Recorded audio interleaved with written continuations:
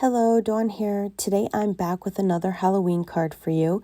I thought I would make another spooky Halloween background using my Nevermore Halloween paper pack. This card is so quick and easy to make. It took me less than 30 minutes to make it from start to finish.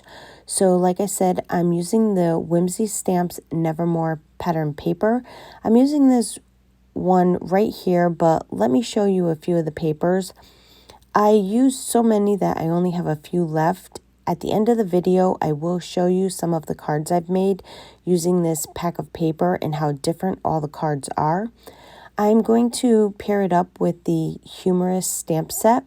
I wanted to make a more creepier but funny card. I'm going to use these images right here. So let's get started. The first thing I did was cut a piece of white cardstock to 10 by 7 and I scored it at 5 inches, and then I trimmed it down to 5 by 6.5 because the pattern paper is only 6 by 6 and the 7-inch would have just looked too big. You can still put it in a 5 by 7 envelope though. Then I cut a piece of black cardstock to 4 7/8 by 6 1/4 to make a black border, which will also take away from the fact that the pattern paper is only 6 inches. I trimmed the paper down to 4 5/8 by 6 inches. And then I went ahead and stamped and cut out these images with my brother's Scan and Cut. I did some quick coloring with them. I didn't show the coloring because there really wasn't a lot of things that needed to be colored. I'm going to use the spider and web die, and I cut it from some silver metallic cardstock, and I die cut one of the black spiders as well.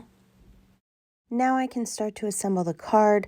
I like to die cut words from the middle of my matte background when I remember to. If I'm rushing, I don't always remember, but it's a good way to save on paper because it is so expensive and no one will ever see it, so it doesn't really matter.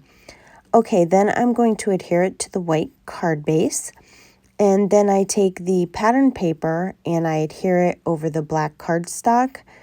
I put very little glue on the web. If you put too much, it will get everywhere. And I just put kind of like small dots in different spots, and then I adhere it to the card. Any of the web that's hanging off of the card, I'll just trim it off with my scissors. And then I put foam tape on the back of the images, and then I'm going to adhere them to the front of the card. I put them so they're facing each other because I want them to look like they're talking to one another. For the sentiment, I'm going to use the comic speech bubbles. I already had some cut out, so I'm going to stamp on it just to use them up. But if it's easier for you, you can stamp the sentiment first and then die cut it out afterwards. I'm going to stamp the sentiment with black ink, and I'm going to stamp it in a couple of times just to make sure it gets a really good impression. I decided I wanted to make the sentiment look kind of old and decrepit like the scenery, so I'm going to ink blend around the edges of it with some of my Distress Oxide Hickory Smoke. And I'm not putting a lot down, just very little bit around the edges. I bring in my Distress Oxide Black Soot, and then I'm going to very lightly go around the edges of that, just covering the hickory smoke a little bit. I think that this looks really cool like that, and it kind of gives it like that old and creepy look. I adhere the spider to the web, and then I put foam tape on the back of the sentiment, and I adhered that to the card. And that's going to complete my card for today. This card was so quick and easy to make, and that's why I love pattern paper. It just makes making cards just so quick and easy.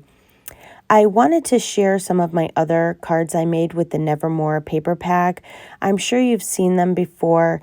Each of these cards used pattern paper, and each of them are so very different. I've made more than this with the same paper pack, but I already gave some of those cards away. I just wanted you to see them all together so that you can actually see the different styles. And just because you're using pattern paper doesn't mean you can't get different looks from each card. And that's pretty much going to complete my card. I hope you enjoyed seeing all the different ones. I would love for you to leave a comment below and let me know what you think of the card. And if you liked the video, please give it a thumbs up and hit that subscribe button so you don't miss out on any new content coming out.